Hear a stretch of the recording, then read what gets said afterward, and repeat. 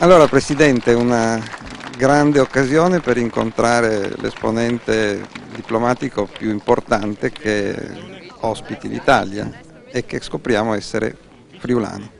Sì, beh, è un'occasione straordinaria. L'ambasciatore Phillips appunto rappresenta gli Stati Uniti in Italia e credo che sia per questo territorio un'occasione in più per rinsaldare e consolidare rapporti che sappiamo essere molto importanti. Naturalmente la regione si presta anche a consolidare questi rapporti, lo abbiamo fatto non soltanto con alcune acquisizioni, penso a Mangiarotti e Westinghouse, penso all'impegno che il governo americano e anche quello italiano mettono nella base di Aviano, penso a tutte le opportunità anche di export che è in aumento per quanto riguarda l'agroalimentare e che sono appunto il frutto di relazioni importanti e buone che questo Paese e questa regione ha da tempo con gli Stati Uniti.